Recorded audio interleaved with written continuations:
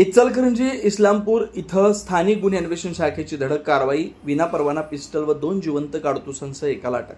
सांगली जिल्ह्यात गुन्हेगारीला आळा घालण्यासाठी आणि अवैध शस्त्र बाळगणाऱ्यांवर कठोर कारवाई करण्यासाठी सांगली जिल्ह्याचे पोलीस अधीक्षक तुषार दोशी व अप्पर पोलीस अधीक्षक कल्पना बारोकर यांनी विशेष मोहीम राबवण्याचे आदेश दिले. या आदेशान्वये स्थानिक गुन्हे अन्वेषण शाखेचे पोलीस निरीक्षक संजीव कुमार झाडे यांच्या मार्गदर्शनाखाली जिल्ह्यात शरीराविरुद्ध गंभीर गुन्हे करणारे आणि बेकायदेशीर शस्त्र बाळगणाऱ्यांवर प्रभावी कारवाई सुरू आहे. या मोहिमेदरम्यान स्थानिक गुन्हे अन्वेषण शाखेचे सहाय्यक पोलीस निरीक्षक व लहू थाटे यांच्या पथकाला एक मोठे यश आले.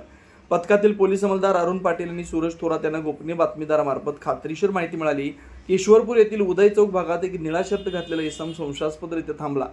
त्याच्याकडे अवैध अग्निशस्त्र आहे. मिळालेल्या माहितीच्या आधारे सहाय्यक पोलीस निरीक्षक लहू थाटे यांच्या पथकानं ईश्वरपूरमधील रिंग रोडवरील उदय चौक परिसरात सापळा रचला. पोलिसांना तिथं बातमीदाराने सांगितलेल्या वर्णनाचा एक तरुण दिसला. पोलिसांनी कोणतीही संधी न देता त्याला वेढा घालून ताब्यात घेतला. ताब्यात घेतलेल्या आरोपीची चौकशी केली असता त्यांना आपलं नाव अबूबकर हारून रशीद मनेर, वय 26 वर्ष, राहणार मनेर गल्ली, गांधी चौक, ईश्वरपूर, तालुका वाळवा, जिल्हा सांगली असं असल्याचं सांगितलं.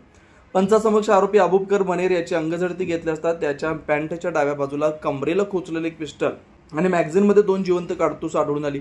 सदर शस्त्राबाबत परवान्याची विचारणा केली असता त्याच्याकडे कोणताही कायदेशीर परवाना नसल्याचं स्पष्ट झालं. पोलिसांनी तात्काळ सर्व मुद्देमाल जप्त केला. पोलिसांनी आरोपीकडे सखोल चौकशी केली असता हे पिस्टल त्याच्या ओळखीचा साबीर पुणेकर, राहणार अकबर मोहल्ला, ईश्वरपूर याच्याकडून खरेदी केल्याची कबुली दिली. या प्रकरणी पोलीस हवालदार अरुण पाटील यांनी ईश्वरपूर पोलीस ठाण्यात फिर्याद दिली. आरोपी विरुद्ध भारतीय शस्त्र अधिनियमान्वये गुन्हा दाखल करण्यात आला. या गुन्ह्याचा पुढील तपास ईश्वरपूर पोलीस करतात. जिल्ह्यात अवैध शस्त्र बाळगणाऱ्या आणि गंभीर गुन्हे करणाऱ्या गुन्हेगारांवर अशीच कडक आणि प्रभावी कारवाई यापुढेही सुरू राहील असा इशारा पोलीस प्रशासनाने दिला. दिवसभरातील घडामोडींचा आढावा घेण्यासाठी पाहत रहा N24 मराठी न्यूज चॅनल.